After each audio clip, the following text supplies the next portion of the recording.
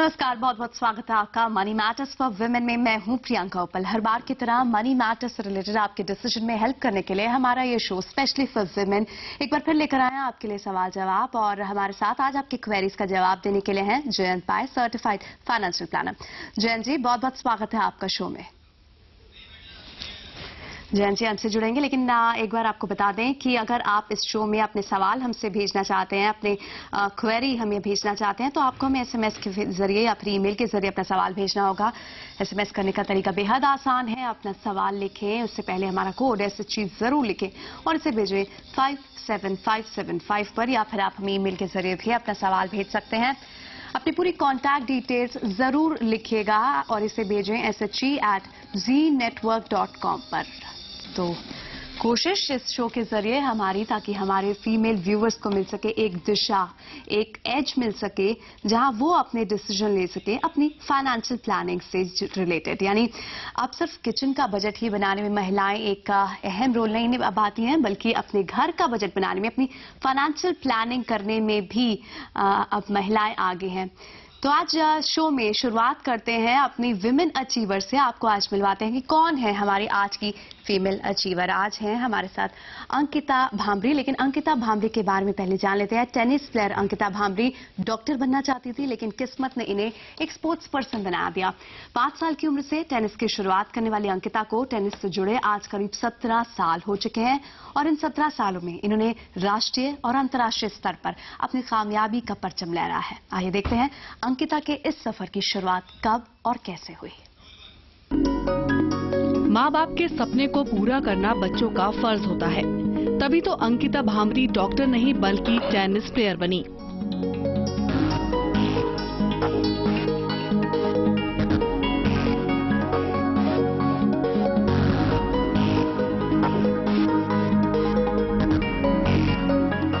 जी हाँ, tennis player Ankita Bhambri अपने पापा की ही तरह डॉक्टर बनना चाहती थी, लेकिन उनके पापा उन्हें एक स्पोर्ट्स पर्सन बनाना चाहते थे।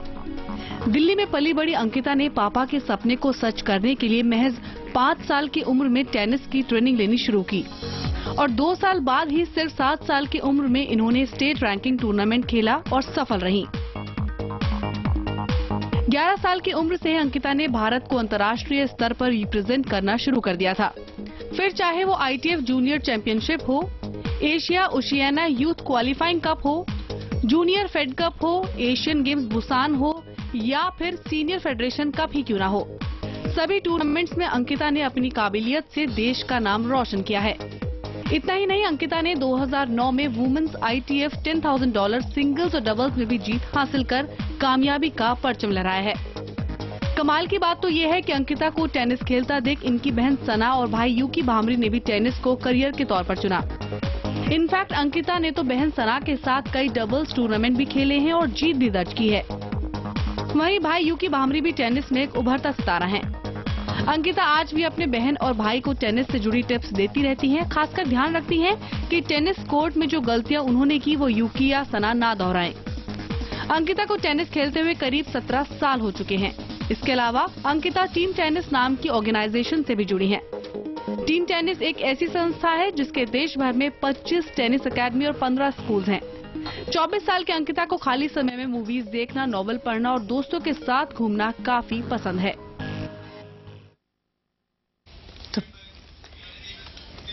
तो प्रेरणा का स्रोत रही हैं अंकिता भांबरी और खुद अंकिता हमसे जुड़ गई। अंकिता, चलिए इनसे बात करते हैं। अंकिता, करीब 17 सालों से आप टेनिस से जुड़ी हैं और इन 17 सालों में टेनिस एज अ प्रोफेशन में किस तरह के आपने बदलाव देखे हैं, कुछ शेयर करना चाहें हमसे?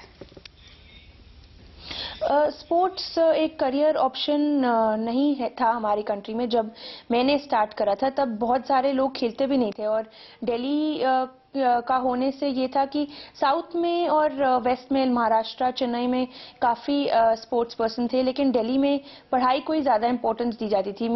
जब मैं टूर्नामेंट्स खेलने जाती थी तो भी मतलब ग्रैंड पेरेंट्स हमेशा ये भी ध्यान रखते थे कि मेरी पढ़ाई अच्छी चलती रहे, मार्क्स अच्छे आते रहे, तो ज़्यादा इंपॉर्टेंस पढ़ाई को मिलती थी। लेकिन अब ऐसा नहीं है, अब चेंज हो रहा है। तो उस समय काफ़ी मुश्किल था पढ़ाई और टेनिस इकट्ठे कर। अंकिता, आपने काफी सारे टूर्नामेंट्स खेले, लेकिन वो टूर्नामेंट कौन सा था जो आपके करियर में टर्निंग पॉइंट की तरह आया?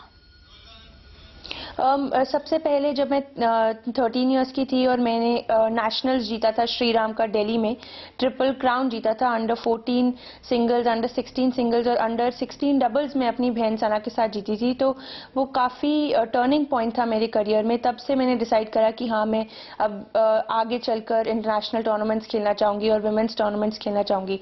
और क्योंकि टेनिस एक इंडिविजुअल स्पोर्ट है तो काफ़ी ट्रैवलिंग अकेले ही करनी पड़ती है, काफ़ी मुश्किल होता है। तो जब कभी टीम कॉम्पिटिशन्स होते थे और जब मैं एशियन गेम्स खेली हूँ या जब मैं अपने इवेंट्स में अंडर 14 अंडर 16 में इंडिया को रिप्रेजेंट करती थी, तो तभी भी काफ़ी अच्छा एक्सपीरियंस रहा है। It was a different experience, तो तभी भी बहुत मजा आता था। चलिए, हर चैलेंज को आपने बखूबी जीता है अंकिता। जब आपने टेनिस को प्रोफेशनल तौर पर लिया, किस तरह के चैलेंजेस आपको उस वक्त फेस करने पड़े?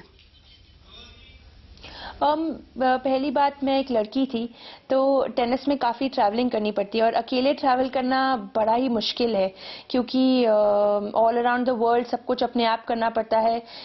तो मैं शुरुआत में अपने डैड के साथ ट्रैवल करती थी, बाद में हाँ, स्पॉन्सर्स ना होने के कारण अकेले और मैं और मेरी बहन को अकेले ही ट्रैवल करना पड़ता था। तो काफ़ी मुश्किलें आई हैं। प्लस टूर्नामेंट्स बाहर कितने खेलो, कहाँ खेलो, ये सब गाइड करने के लिए भी कोई नहीं था। तो सारे डिसीजंस खुद बनाने पड़ते थे, खुद करने पड़ते थे। तो इसमें काफ़ी मुश्किलें आती थी। तो अंकिता, जो लड़कियां या जो बच्चे टेनिस को करियर के रूप में चुनना चाहते हैं, उन्हें क्या टिप्स देंगे? क्योंकि आप बहुत से लोगों के लिए सोर्स ऑफ इंस्पिरेशन, और हमारे शो के जरिए भी हम कोशिश कर रहे हैं अपने एक विमेन अचीवर से हमारे व्यूवर्स के लिए एक इंस्पिरेशन सेट कर सकें। सबसे पहले टेनिस को करियर बनाने के लिए आप में डेडिकेशन और डिटर्मिनेशन की बहुत ज़रूरत है। इट इज़ अ स्पोर्ट जहां आप ज़्यादातर हारेंगे। फेडरर ने भी यही कहा है कि वो सर्किट में 30 से 35 वीक्स खेलते हैं, लेकिन जब तक टूर्नामेंट ना जीतो, आप जिस भी राउंड में हारोगे आप टूर्नामेंट से हार कर ही जाओगे। तो काफ़ी सारी हार मिलेगी, बहुत सारे ऑब्स्टिकल्स मिलेंगे। You have to be very very determined and dedicated and एक बहुत पॉजिटिव एटीट्यूड के साथ टेनिस कोर्ट पे स्टेप करना पड़ेगा। एंड मोस्ट ऑफ ऑल आप तभी टेनिस खेलिए अगर आप गेम को एंजॉय करते हैं, क्योंकि जिस चीज़ में मज़ा आता है वही आगे करने में ज़्यादा आसानी होती है। बिल्कुल, जीत और हार तो चलते रहता है, इसका सिलसिला तो चालू रहता है, लेकिन ज़रूरी है कि आप अपने डिटर्मिनेशन के साथ, पॉजिटिव एटीट्यूड के साथ आगे बढ़ते रहें। शुक्रिया अंकिता, हमसे बात करने के लिए, ये टिप्स हमारे व्यूवर्स के साथ शेयर करने के लिए बहुत बहुत शुक्रिया आपका।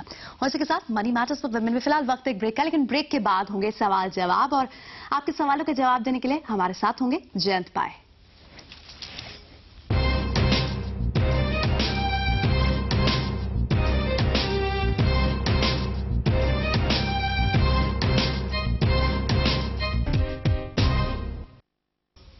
तो चलिए, मनी मैटर्स फॉर वुमेन में आज के सवाल जवाब के सिलसिले को शुरू करते हैं।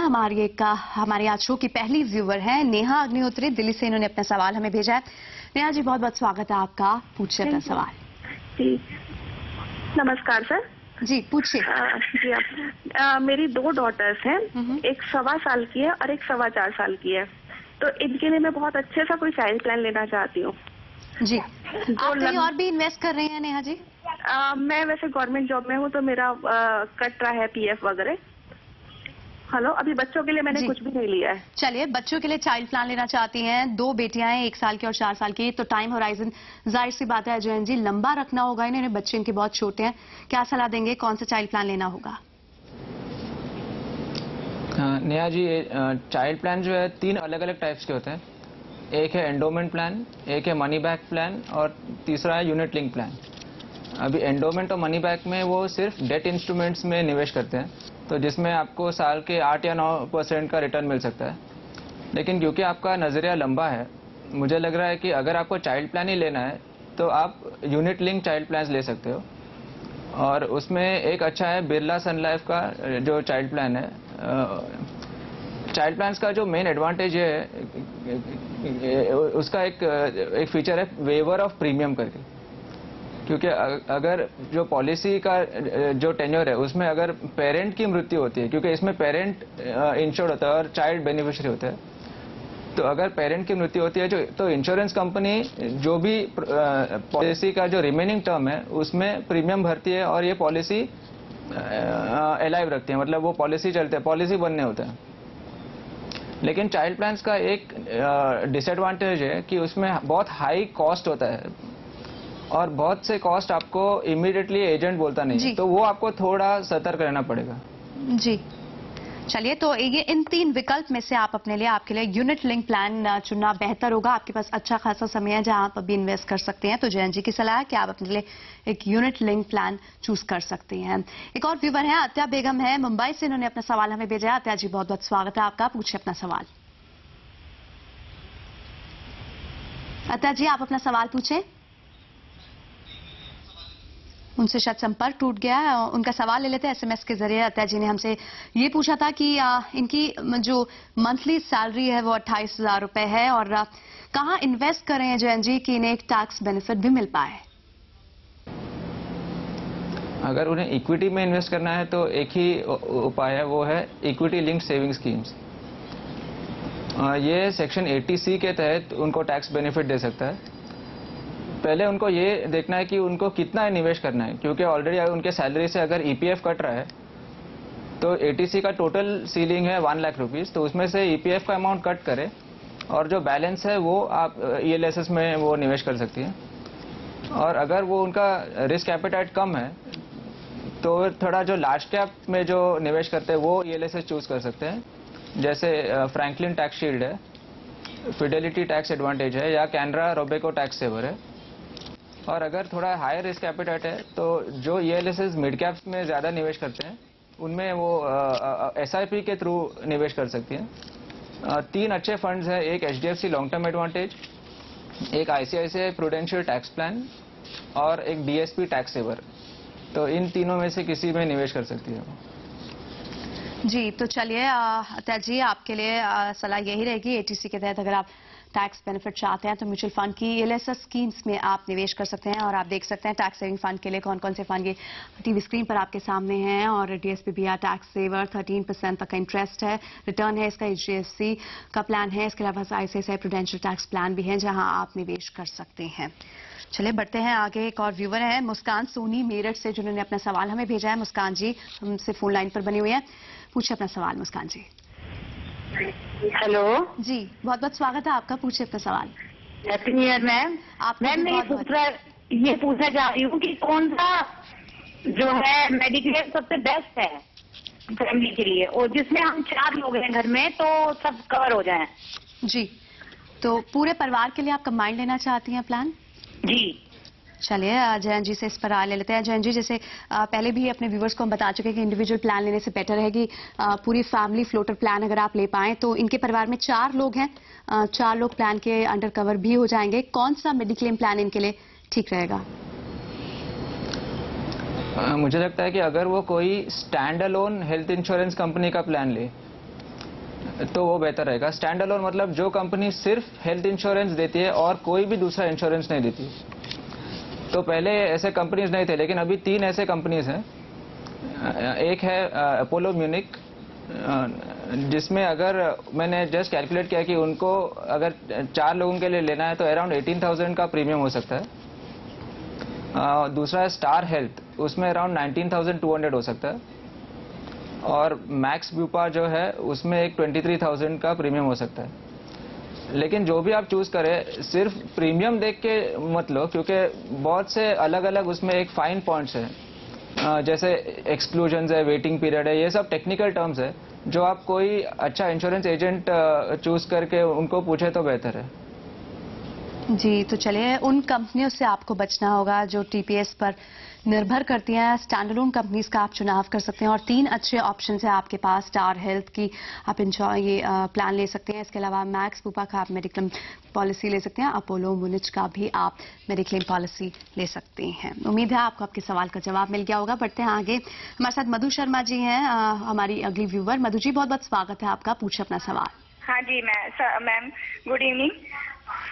हाँ जी हेलो मैम। जी मधु जी पूछिए अपना सवाल। हाँ जी मैंने क्या है एसबीआई में कॉन्ट्रा फंड में म्यूचुअल फंड में एसआईपी में 2000 पर मंथ इन्वेस्टमेंट किया है। हाँ जी तो ये प्लान मैंने 4 मंथ पहले लिया था और ये डिविडेंड प्लान है। जी जी मधु जी। हाँ जी, तो इस फंड में आगे मेरे को क्या फायदा हो सकता है, या मुझे कम से कम कितने समय में इसमें इन्वेस्ट करना चाहिए? जी कब तक के लिए वैसे ये? जी हाँ जी, इसमें लॉक पीरियड 1 ईयर है। जी 3 महीने हुए हैं आपको इसमें इन्वेस्ट करते हुए, 2000 रुपए हर महीने इन्वेस्ट कर रही हैं। एसबीआई कॉन्ट्रा फंड के बारे में ये जानना चाहती हैं। जयंत जी, एसबीआई कॉन्ट्रा फंड एक अच्छा फंड भी माना जाता है, क्या आप सलाह देंगे इस पर, बने रहेंगे? एसबीआई कॉन्ट्रा फंड का जो पास्ट हिस्ट्री है वो काफ़ी अच्छा है, लेकिन लास्ट 3 साल से उसका परफॉर्मेंस थोड़ा नीचे आ रहा है, और बाकी फंड्स जो उसके कैटेगरी में जो बाकी फंड्स है वो हिसाब से थोड़ा कम रिटर्न दे रहा है। लेकिन लास्ट 6 महीने में एक पूरा एसबीआई का जो फंड मैनेजमेंट टीम है वो चेंज हो गया है, और जो नया सीआईओ है, जो चीफ इन्वेस्टमेंट ऑफिसर है, मुझे लग रहा है कि वो थोड़े अच्छे अभी एक पॉलिसीज लेके आ रहे हैं फंड के अंदर।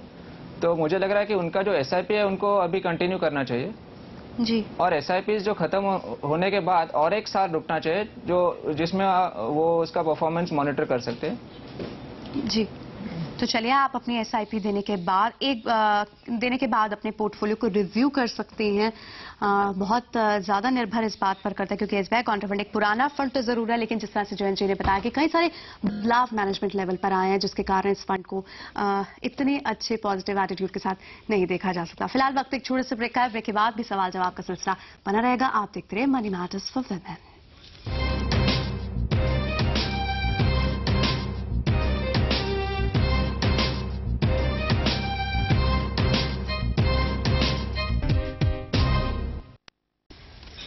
एक बार फिर आपका स्वागत है। आप देख रहे हैं मनी मैटर्स फॉर वुमेन, और आपके सवालों के जवाब देने के लिए आज हमारे साथ जयंत पाए बने हुए हैं। संगीता है हमारी अगली कॉलर ओडिशा से, जिन्होंने अपना सवाल भेजा है हमें।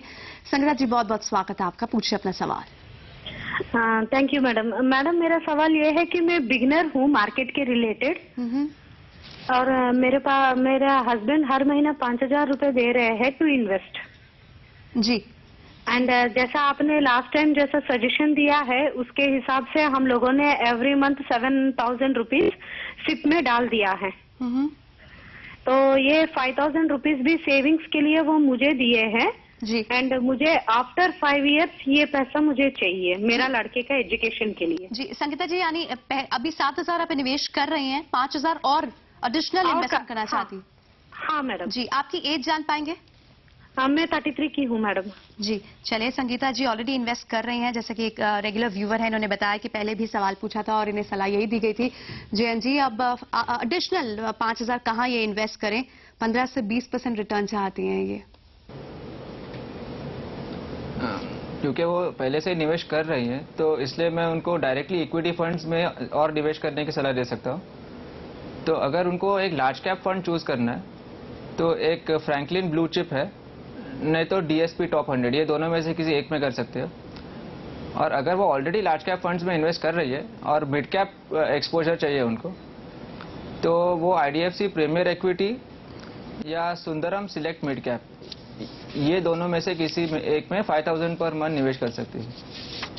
चलिए संगीता जी, आपको बहुत जरूरत है कि एक बैलेंस पोर्टफोलियो होना चाहिए आपके पास। अगर आपकी ऑलरेडी इन्वेस्टमेंट एक लार्ज कैप फंड में है, तो इस बार आप अपने लिए मिड कैप फंड का चयन कर सकती हैं। आप टीवी स्क्रीन पर देख सकते हैं क्या क्या ऑप्शन है आपके पास। अगर लार्ज कैप फंड्स में सेकंड ऑप्शन अगर आपके लिए लार्ज कैप फंड है, तो आप फ्रैंकलिन ब्लू चिप में इन्वेस्ट कर सकते हैं, या फिर डीएसपीबीआर टॉप 100, ये 2 अच्छे फंड्स हैं लार्ज कैप में जो आप इन्वेस्ट कर सकते हैं। इसके अलावा मिड कैप के लिए आपके पास ऑप्शन है आईडीएफसी प्रीमियर इक्विटी या फिर Sundaram select mid cap fund. एक और व्यूवर है हमारी मंजू मिश्रा, कोलकाता से अपना सवाल भेजा है। मंजू जी, बहुत बहुत स्वागत है आपका, पूछिए अपना सवाल। मंजू जी का एसएमएस के जरिए हम तक सवाल पहुंचा है। ये पूछना चाहती हैं कि अपने पोर्टफोलियो पे ये राय जानना चाहती हैं। लंबे समय से म्यूचुअल फंड में निवेश करती आ रही हैं और अपने पोर्टफोलियो पे एक व्यू पॉइंट जानना चाहते हैं कि क्या किसी बदलाव की जरूरत है। एक नजर डाल लेते हैं कि पोर्टफोलियो पे रिलायंस रेगुलर सेविंग में इन्होंने सालाना 10,000 रुपए इन्वेस्ट किया है। इसके अलावा फ्लेक्सी कैप में, एचडीएफसी इंफ्रा में वन टाइम इन्वेस्टमेंट किया है इन सभी फंड्स में, और लगभग 6 फंड्स हैं जहां ये इन्वेस्ट कर रही हैं। डीएसपीबीआर टॉप 100, फिडेलिटी इक्विटी और डीएसपीबीआर small and mid cap fund. इसके अलावा बिरला सन लाइफ फंड में भी ये इन्वेस्ट कर रही हैं। क्या सलाह देंगे जयंत जी, क्या बदलाव की जरूरत है पोर्टफोलियो में? एक्चुअली उनका पोर्टफोलियो काफी अच्छा है, लेकिन वो ये ध्यान रखे कि और फंड्स न बढ़ाए, क्योंकि ऑलरेडी 7-8 फंड्स है उनके पोर्टफोलियो में। लेकिन मैं देख रहा हूँ कि उनमें ये सब फंड्स में लार्ज कैप एक्सपोजर कम है, see most of these are large and mid cap funds, इसका एक कैटेगरी है। तो मुझे लग रहा है कि अगर सिर्फ एक डीएसपी टॉप 100 है जो लार्ज कैप है जी, तो मुझे लग रहा है उनके पोर्टफोलियो में एक ही बदलाव की जरूरत है, एक फ्रैंकलिन फ्लेक्सी कैप को स्विच करें फ्रैंकलिन ब्लू चिप में जी। सिर्फ यही बदलाव की जरूरत है, बाकी तो सब ठीक है। चलिए मंजू जी, आपका पोर्टफोलियो अच्छा है और सिर्फ एक बदलाव की जरूरत है, यानी जब आपका फ्रैंकलिन फ्लेक्सी कप की एसआईपी खत्म हो जाए तो आप इसे फ्रैंकलिन ब्लू चिप में ट्रांसफर कर सकती हैं। इसी के साथ समय की कमी के कारण आज इतने ही कॉल ले पाएंगे। जयंत जी, बहुत बहुत शुक्रिया शो में आने के लिए, हमारे व्यूवर्स को ये वैल्यूएबल टिप देने के लिए बहुत बहुत शुक्रिया आपका। और इसी के साथ मनी मैटर्स में आज बस इतना ही, लेकिन एक बार फिर बता दें, अगर आप भी अपना सवाल हमें भेजना चाहते हैं, हमारी फीमेल व्यूअर्स प्रिसाइसली ये शो है उनके लिए, आप हमें एसएमएस कर सकते हैं या फिर ईमेल के जरिए अपना सवाल हम तक भेज सकते हैं। आपको अपना सवाल लिखना होगा, हमारा कोड SHG लिखें और इसे भेजें 57575 पर, या फिर आप हमें ईमेल के जरिए भी अपना सवाल भेज सकते हैं और इसे आपको भेजना होगा SHG@zenetwork.com पर। और इसी के साथ आज बस इतना ही, अगले हफ्ते फिर होगी मुलाकात। नमस्कार।